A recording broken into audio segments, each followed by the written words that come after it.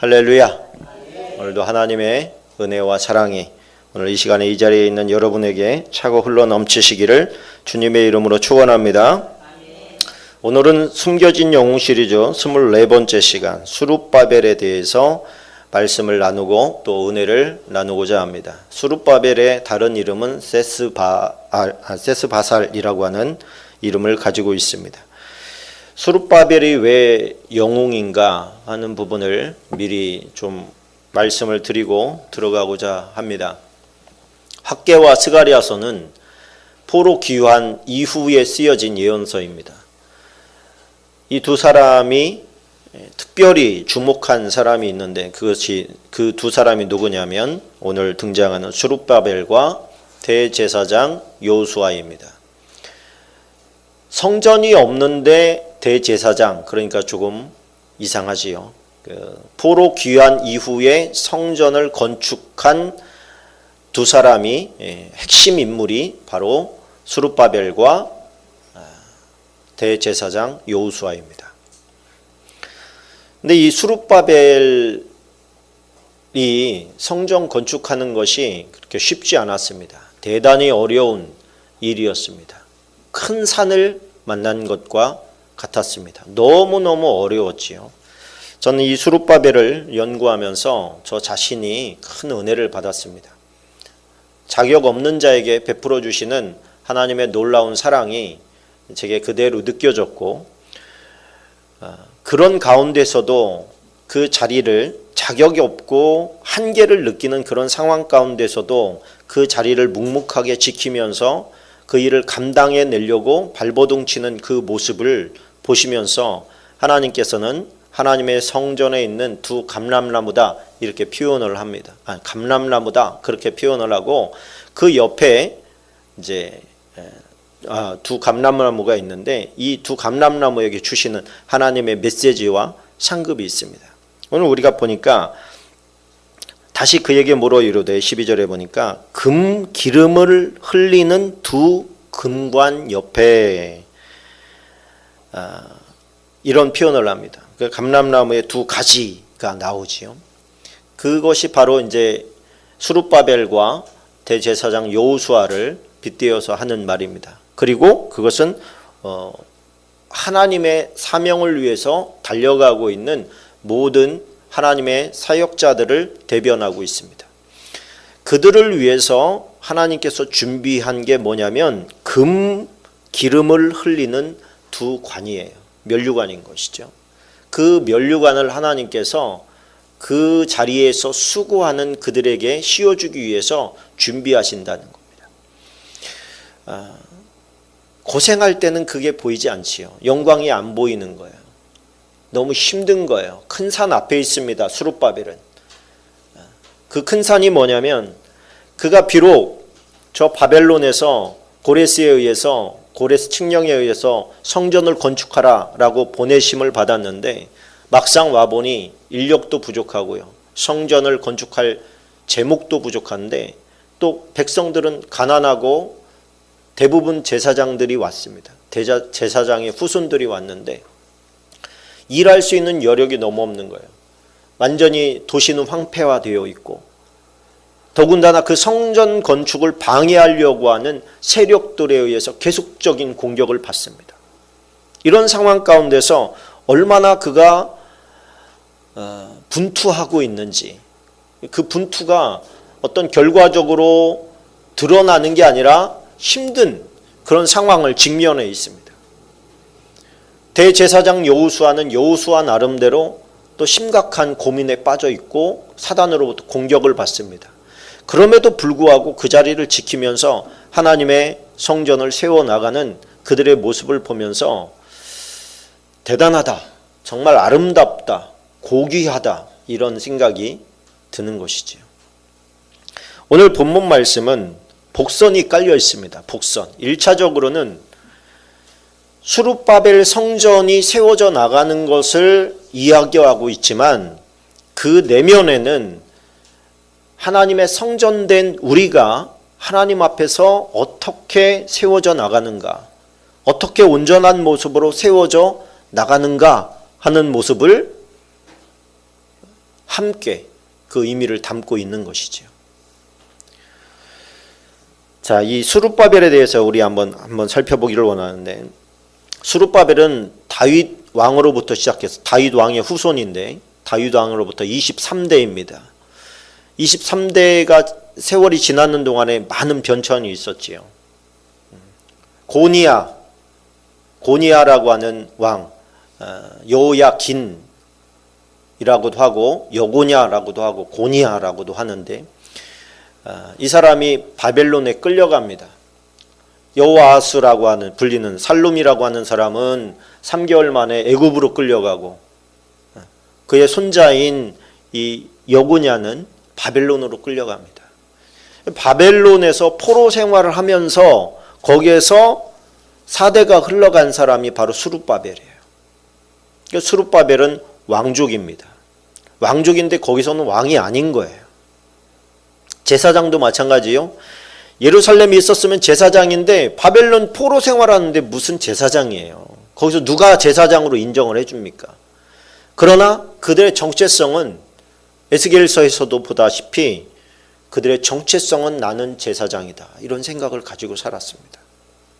여러분, 우리가 사회생활할 때, 직장생활하면서 우리가 범죄하고 우리의 생각이 세상 사람과 별로 다르지 않음을 볼 때 우리가 무슨 왕같은 대제사장이에요. 제사장이에요. 자격이 없지요. 성경이 우리를 그렇게 말해주긴 하지만 사단이 우리를 공격할 때 우리가 무슨 왕같은 제사장입니까? 턱없지요. 그러나 우리는 그런 문화 가운데 살면서도 그 정체성을 버리면 안 됩니다. 그 정체성 안에서 살아가야 돼요. 나는 하나님의 대사다. 나는 하나님의 세우신 사명자다. 나 하나님께서 세우신 제사장이다. 예배자다. 그런 마음을 놓치지 않고 살아가야 될 줄로 믿습니다. 수룹바벨은 바벨론의 후예라고 하는 뜻을 가지고 있습니다. 근데 그의 또 다른 이름 세스바살이라고 하는 뜻은 불의 예배자, 불같은 예배자, 그런 뜻을 가지고 있습니다. 그러니까 세스바살이라고 하는 그 이름이 어디서 등장하냐면 에스라서에서 나오는데, 에스라서 1장 8절로 11절에 보니까 바사왕 고레스가 창고지기 미드르닷에게 명령하여 그 그릇들을 꺼내어 세워서 유다 총독 세스바살에게 넘겨주니, 그 수는 금접시가 30개요 은접시가 1000개요 칼이 29개요 금 대접이 30개요 그보다 못한 은 대접이 410개요 그 밖에 그릇이 1000개니 금 은 그릇이 모두 5400개라. 사로잡힌 자를 바벨론에서 예루살렘으로 데리고 갈 때에 세스바살이 그 그릇들을 다 가지고 갔더라. 이게 어떤 그릇들이죠? 예루살렘이 망할 때, 성전이 회파될 때에 그 성전 안에 있던 금은 그릇들입니다. 그 금은 그릇들이 바벨론으로 옮겨졌다가 거기서 벨사살 왕이 한번 그걸로 써먹으려고 했다가 아주 된통당하고 그대로 보관하고 있던 것을 다시 하나님께서 예루살렘 성전으로 가지고 가라. 그래가지고 지금 고레스가 그 그릇들을, 성전에서 쓰여졌던 그릇들을 그대로 세스바살에게 맡기는 장면이 성경에 그대로 기록이 되어 있는 겁니다. 이게 불의 예배자라고 했을 때 여러분, 이 사람이 누구를 예배했을 것 같습니까? 바벨론에서? 그가 비록 바벨론에 있지만 그는 하나님을 예배했던 사람이라고 저는 믿습니다. 여러분, 우리가 아는 것처럼 고레스는 바벨론을 정복한 페르시아의 왕이지요. 메디아의 왕이었던 다리오와 힘을 합쳐서 바벨론을 정복하는 그 정복의 왕이었습니다. 그런데 이 세스바살과 고레스가 만나는 장면이 정말 기가 막힌 거예요. 너무 놀라운 거예요. 여러분, 이 세스바살이 하나님에 대한 이 불의 열정을 가진 예배자와 하나님께서 바벨론을 나에게 주셨다고 자각한 깨달은 고레스가 만나는 장면이 소름이 돋을 정도로 기가 막힌 겁니다. 어떻게 하나님께서는 하나님의 성전을 재건하기 위해서 세스바살이라고 하는 이제 나라를 빼앗겼으니까 왕으로 오지는 않아요. 고레스가 너는 유대를 다스리는 총독으로 임명한다. 그래가지고 총독의 자격으로 옵니다. 그러나 그 지역에서는 왕으로 인정받을 수 있지요. 왜? 다윗의 후손이니까. 근데 이 두 명의 조우가 얼마나 기가 막히냔 말이에요. 얼마나 기가 막힙니까? 고레스는 누가 예언했죠? 이사야가 예언했던. 이사야는 고레스보다 150년 전 사람이에요. 150년 전 사람이 150년 후에 고레스라고 하는 사람이 나타날 것이다 라고 하는 하나님의 예언을 듣고 기록해 놓습니다. 그게 이사야서 44장 28절부터 나와 있는데요. 고레스에 대하여는 이르기를 내 목자라. 하나님께서 사용하시는 도구라는 뜻이에요. 내 목자라. 그가 나의 모든 기쁨을 성취하리라 하며 예루살렘에 대하여는 이르기를 중건되리라 하며 성전에 대하여는 내 기초가 놓여지리라 하는 자니라. 여러분 이게 얼마나 재밌는 지금 예언인지 몰라요. 이사야가 있던 시대는 히스기야 시대입니다. 이때는 성전이 건재하던 때예요. 그런데 이 건재하던 성전이 앞으로 회파될 건데 없어질 건데 이 나라가 망할 건데 하나님께서 그 망하고로부터 70년 후에 이것을 고레스라고 하는 사람을 통해서 다시 세울 거다라고 예언한 거예요. 이미 지금 있는데 저거 망해. 예수님께서 예루살렘 성전을 보면서 저거 무너뜨려져. 저거 무너뜨려져. 3일 만에 다시 세울 거야. 하나님께서 그렇게 말씀하시는 거예요. 이미 건재하고 예수님 돌아가시고 승천하신 후에도 몇십 년 동안 더 지은 성전인데 하나님께서 예수님께서 왜 그런 말씀을 하셨을까? 같은 맥락입니다. 이사야 45장 1절에 보니까 여호와께서 그의 기름 부음을 받은 고레스에게 이같이 말씀하시되 내가 그의 오른손을 붙들고 그 앞에 열국을 항복하게 하며 내가 왕들의 허리를 풀어 그 앞에 문들을 열고 성문들이 닫히지 못하게 하리라. 할렐루야. 여러분 하나님은 미래를 아십니다.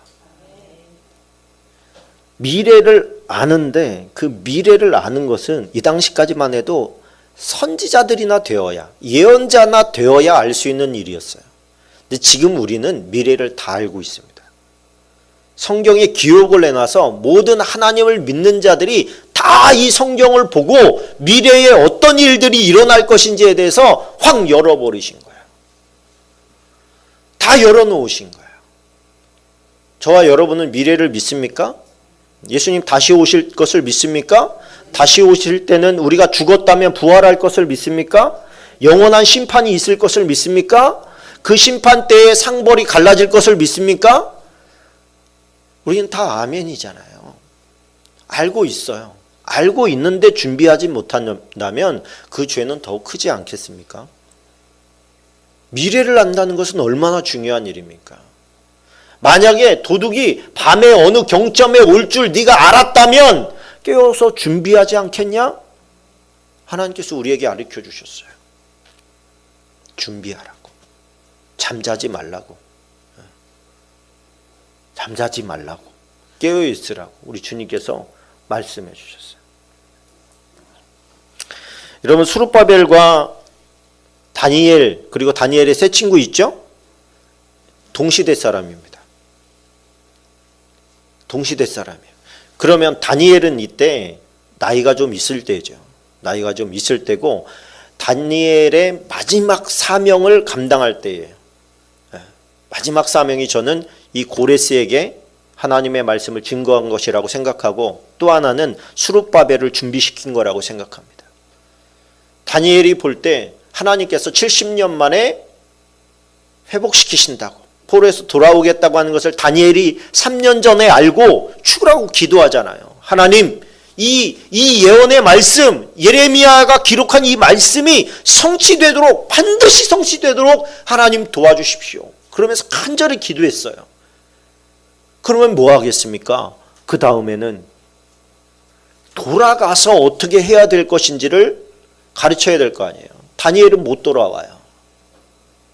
스룹바벨에게 가서 당신은 왕족입니다. 다윗 왕조의 당신은 뿌리입니다. 당신이 해야 될 일이 있습니다. 우리가 왜 망했는지를 알아야 됩니다. 우리가 우상 숭배하고 여호와의 전에다가 우상 단지를 갖다 놓고 다른 신들을 섬긴 이 므낫사의 왕의 잘못 때문에 우리가 이 나라가 망한 겁니다. 당신은 그런 실수하지 마십시오. 하나님만 섬기는 불같은 예배자가 되십시오. 그 마음 변치 마십시오. 당신은 준비해야 됩니다. 70년이 다 되고 있습니다. 곧 어떤 하나님의 역사가 일어날 겁니다. 그리고 스룹바벨은 그 말을 믿었던 것 같아요. 믿고 정말 준비했던 것 같아요. 예레미야 29장 10절에 보니까 여호와께서 이와 같이 말씀하시니라. 바벨론에서 몇 년? 70년이 차면 내가 너희를 돌보고 나의 선한 말을 너희에게 성취하여 너희를 이곳으로 돌아오게 하리라. 아멘. 여러분, 과거에서 미래를 말했는데 그 미래가 탁탁 맞아 떨어지는 거예요. 앞으로 일어날 성경의 일도 지금 이미 일어나고 있어요. 그렇다면 저와 여러분은 정말 깨어 준비해야 됩니다. 깨어 있어야 돼요. 이 시대를 분별해야 돼요. 세상 사람들과 같이 오늘 뭘 먹을까, 돈은 어떻게 벌까, 뭐 이런 것만 걱정할 때가 아닌 거예요. 이 시간에 성경이 믿어지시는 시간 되시기를 축원합니다. 믿어진다는 것은 삶이 바뀐다는 얘기예요. 말씀의 기준에 나를 맞춘다는 거예요. 그냥 들어서 지식적으로 아는 게 아니라 여러분 믿어지시기를 바랍니다. 자, 이 스룹바벨은 복선이 깔려 있다고 그랬습니다. 성전에 대한 복선이에요. 성전에 대한 복선. 그래서 바벨론에 의해서 솔로몬 성전이 다 회파됩니다. 회파될 때를 한번 생각을 해보세요. 언제였어요? 시드기야 왕 때였습니다. 유대의 마지막 왕, 20대 왕, 시드기야 왕 때 바벨론이 문 열어라, 좋은 말 할 때 문 열어라. 예레미야가 왕에게 가서 계속 권고합니다. 문 여셔야 됩니다. 안 열면 이 성이 완전히 회파될 겁니다.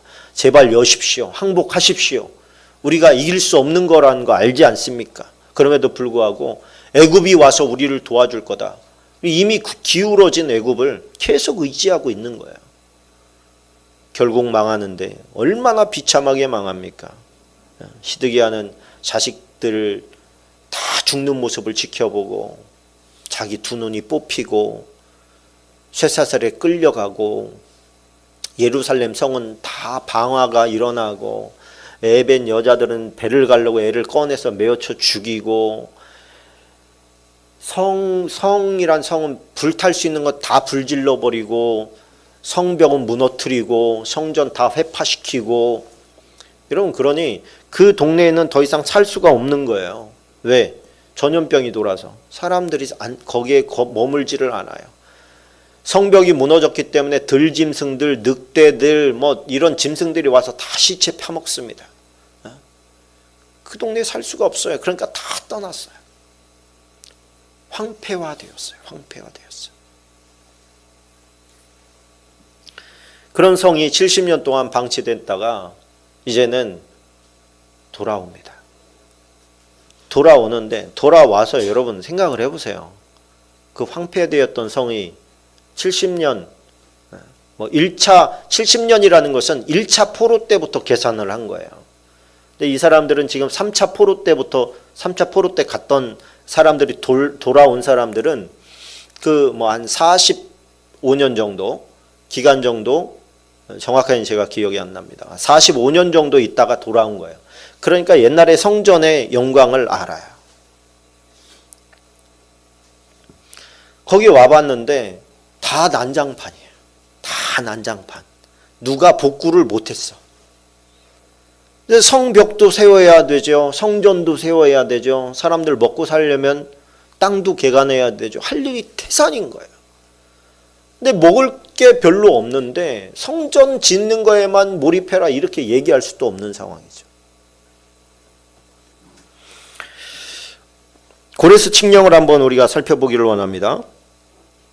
역대하 36장 22절 23절입니다. 바사의 고레스 왕 원년에 여호와께서 예레미야의 입으로 하신 말씀을 이루시려고 여호와께서 바사의 고레스 왕의 마음을 감동시키시매 그가 온 나라에 공포도 하고 조서도 내려 이르되 바사 왕 고레스가 이같이 말하노니 하늘의 신 여호와께서 세상 만국을 내게 주셨고 나에게 명령하여 유다 예루살렘의 성전을 건축하라 하셨나니 너희 중에 그의 백성된 자는 다 올라갈지어다. 너희 하나님 여호와께서 함께 하시기를 원하노라 하였더라. 이게 여러분 성경 역사에서 굉장히 중요한 거 몇 가지를 뽑으라고 한다면 그 중에 한 개가 이 고레스 칙령이에요. 고레스 왕이 예루살렘 성전을 재건하라 라고 하는 명령을 내린 거예요. 1, 2, 3차에 대해 걸쳐서 예루살렘으로 이제 귀환이 이루어지게 됩니다. 큰 산이 있다고 그랬죠. 스가랴서 4장 7절 6절부터 봐야 되는데 7절만 보십시다. 큰 산아 내가 무엇이냐. 스가랴가 지금 상황을 보니까 앞에 큰 산이 가로막혀 있는 거예요. 이 성전을 건축하려고 왔는데 또 그거에 소요되는 비용도 받았는데 막상 지으려고 하니까 이거는 어떻게 방법이 없네. 이걸 어떻게 해요? 그런데 하나님께서 스가랴를 통해서 이렇게 이야기를 하는 거예요. 큰 산아 네가 뭐냐. 할렐루야. 큰 산아 네가 뭐냐. 네가 수룹바벨 앞에서 평지가 되리라. 이게 누구에게 주시는 메시지예요? 지금 성전을 건축하겠다고 결심하고 돌아온 사람들에게 주는 메시지예요. 그 대표적으로 수룹바벨을 지칭하고 있지만 그 사람들을 지칭해서 얘기를 하는 거예요. 큰 산아 네가 뭐냐. 수룹바벨 앞에서 평지가 될 거다.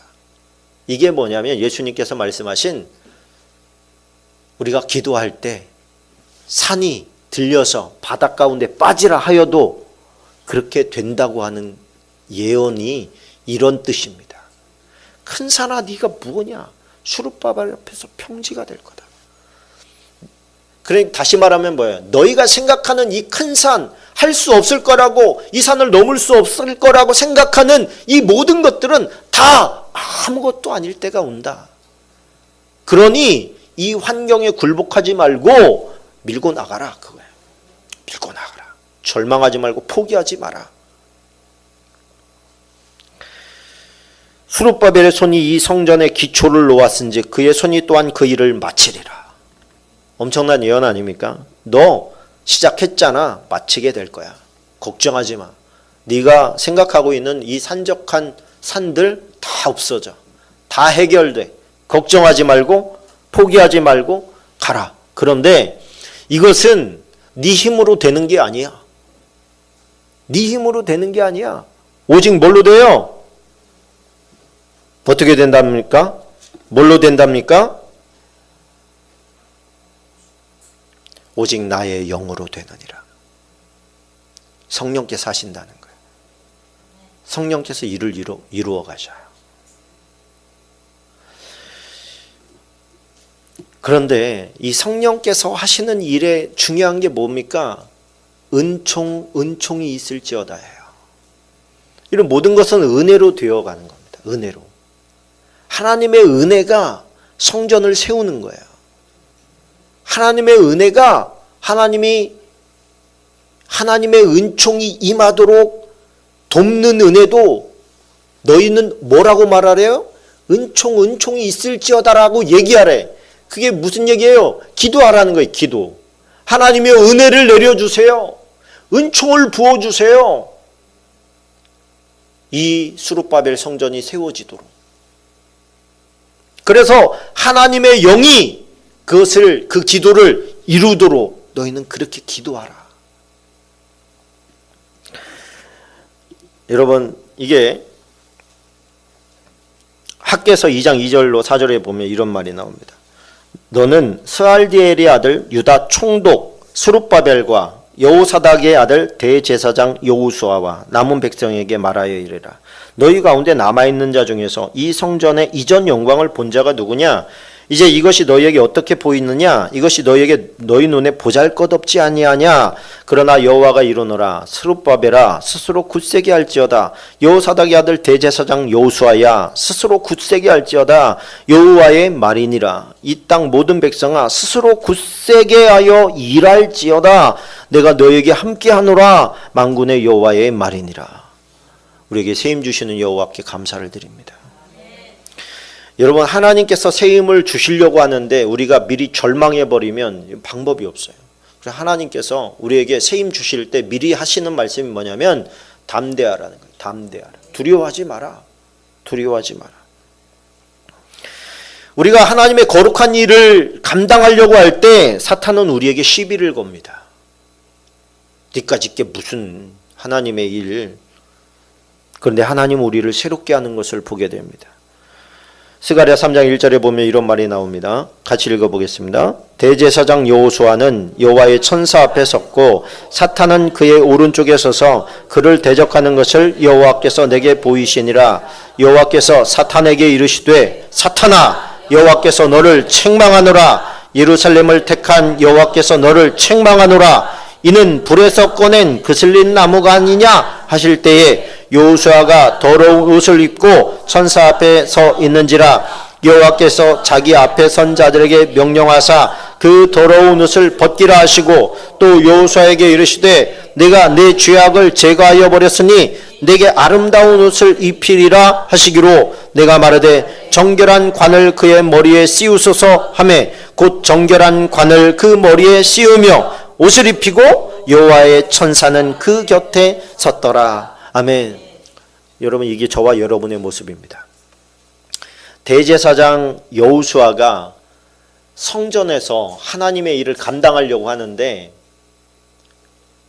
사단이 송사를 계속 거는 거예요. 시비를 걸어요. 시비를. 뭐라고 시비를 거냐면 계속 이렇게 말하는 거예요. 야, 네가 대제사장이냐? 너 알잖아. 네가 어떤 짓 하고 살았는지 알잖아. 아니, 네가 무슨 대제사장이야? 어? 너 같은 게 무슨 대제사장이야? 이렇게 막 자꾸 시비를 거는 거예요. 왜? 이 사람은 대제사장이었다고요? 아니었다고요? 아니었다고. 바벨론에서 무슨 대제사장을 해요? 성전도 없는데. 그런데 그게 직분만 그런 거예요. 직분만 그래. 그는 바벨론에서 바벨론 사람과 별반 다르지 않게 살아갈 수밖에 없었던 존재예요. 그런데 그 일을 가지고, 그러니까 그의 옷이 어떻게 됐다고요? 더럽게 되었다고. 더러운 옷을 입고 있어. 성경에서 의복을 말할 때는 삶을 말하는 거예요. 그의 삶의 행동을 말하는 거예요. 그래 여호수아가 이르되 내가 네 죄악을 제거하여 버렸으니 내게 아름다운 옷을 입히리라. 그러니까 더러운 옷이라는 것은 그의 죄악을 말하는 거예요. 그가 바벨론에서 살 때에 죄를 지면서 살았어. 그런데 하나님께서 그 죄를 지면서 산 모습을 사단이 가지고 송사를 거는 거예요. 제가 이런 죄를 지면서 살았는데 무슨 하나님과 인간 사이의 중보자가 될 수 있습니까? 지 죄도 해결하지 못하는데 어떻게 남의 죄를 대변해 줄 수 있는 대제사장이 됩니까? 그렇게 막 송사를 걸 때 하나님께서 뭐라고 하냐면 너를 책망하노라. 사단아 네가 하는 짓이 그렇지. 그러면 사단을 책망하시면서 뭐라 했냐면 이는이 누구예요? 여호수아는 불에서 꺼낸 그슬린 나무가 아니냐. 그렇게 말하는 거예요. 불이라고 하는 것은 어디를 말하는 거예요? 바벨론을 말하는 거예요. 바벨론의 그 불 가운데서 어떻게든 버텨보려고 아둥바둥했던, 그래서 탄 나무가 아니라 그슬렸어요. 안 타려고 버티긴 하는데 그 불 앞에, 그 문화 앞에, 그 우상들 앞에 그슬리는 존재. 우리가 하나님의 사람으로, 하나님의 백성으로 이 땅 가운데 이 바벨론 같은 땅에서 살아가는데 우리가 하나님 앞에서 아름답게 세워지고 싶지만은 우리는 어쩔 수 없이 우리가 거슬릴 수 있는 존재예요. 거슬릴 수밖에 없는 존재예요.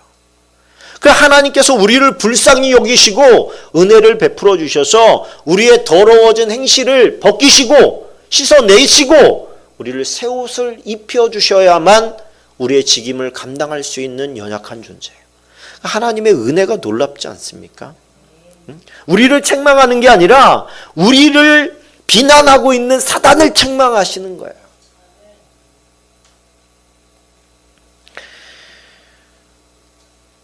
그리고 우리 자신을 볼 때 너무 이제 자괴감이 들 때가 있어요. 목회자로서도 사단이 계속 송사를 걸어요.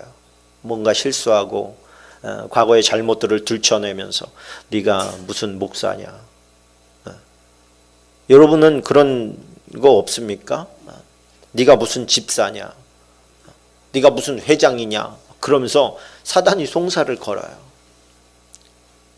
다른 사람은 몰라도 너는 알잖아. 자격이 없다는 걸. 막 이렇게.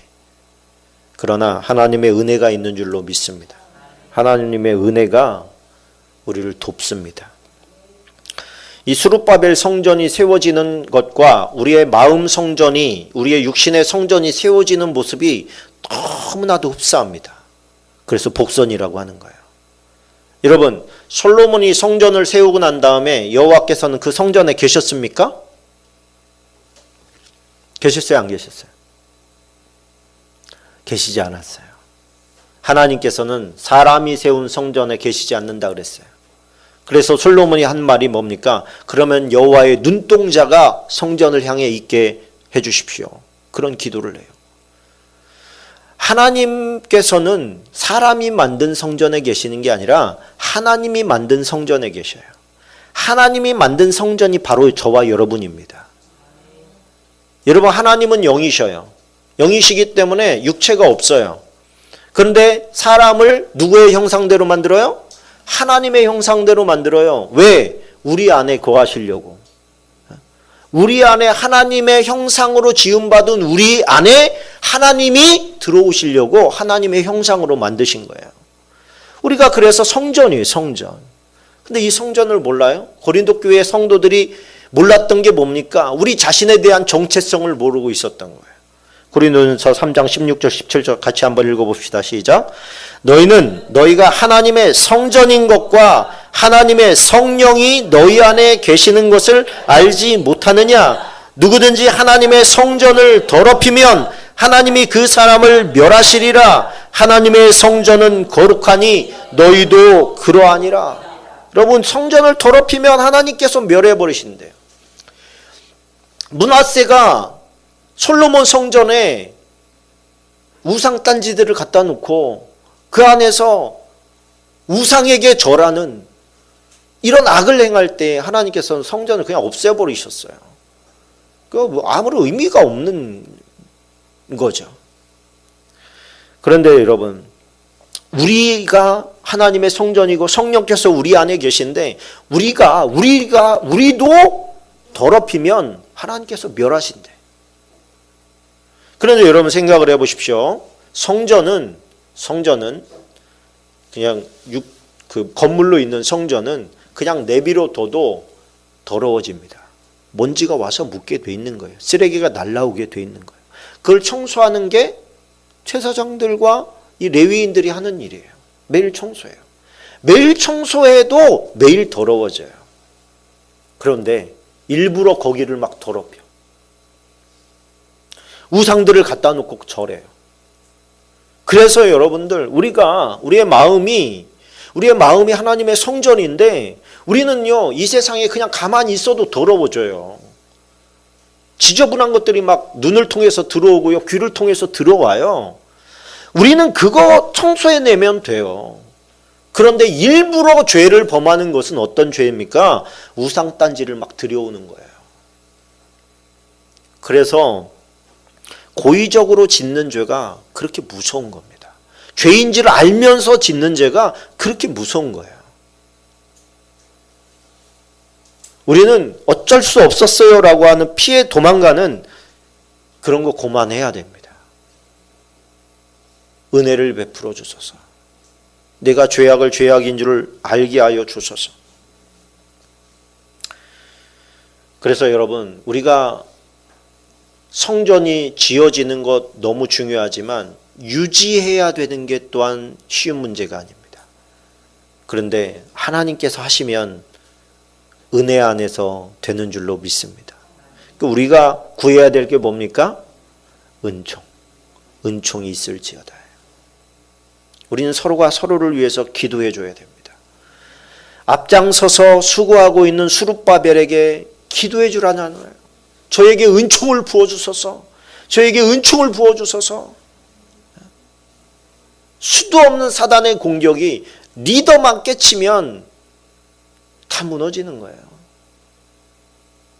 요즘에 수많은 교회들이 힘들어합니다. 목회자가 공격당하는데 방어해줄, 함께 싸워줄 동료가 없어요. 여러분, 남전도회, 여정도회장, 청년회장이 있는데 그 자리는요, 공격당하는 자리예요. 툭하면 시험 들을 수 있는 자리예요. 그러나 우리는 수룹바벨처럼 그 자리를 묵직하게 지키면서 하나님 앞에 매달리면서 그 많은 사단의 공격과 이 비난을 몸으로 받아내면서도 그 자리를 포기하지 않고 그 자리를 지켜내고 하나님께서 요구하시는 그 성전을 세워나가라 라고 하는 그 말씀에 순종해 나가는 존재들, 그게 바로 저와 여러분인 줄로 믿습니다. 여러분의 성전은 어떻습니까? 깨끗합니까? 지금 세워져 나가고 있습니까? 사단의 송사가 있지 않습니까? 내가 성전인 것은 압니까? 내 안에 성령이 계신 것은 압니까? 하나님께서 영으로 우리 안에 들어와 계십니다. 하나님, 은총으로, 은혜로 내 안을 씻어내 주십시오. 하나님의 거하실 처소가 되기 위해서 세워져 나가게 도와주십시오. 수룹바벨처럼 너끈히 이 성전을 세워나갈 수 있도록 도와주십시오. 그래서 수룹바벨이 대제사장 여호수아가 결국에는 하나님의 성전을 세운 것처럼 저와 여러분도 하나님의 거하실 처소를 온전히 세우게 되시기를 주님의 이름으로 축원합니다. 우리 함께 기도하겠습니다. 함께 기도할 때, 하나님, 내 마음에 주님이 들어와 계시니 나는 성전인데 내 자신을 더럽히지 아니하고 온전히 세울 수 있도록 성령님께서 도와주십시오. 오직 나의 신으로 되느니라. 오직 하나님의 성령으로만 우리의 마음 성전을 완성시킬 수 있습니다. 하나님께서 나의 마음 성전에 오시옵소서, 거하시옵소서. 우리 함께 기도하겠습니다.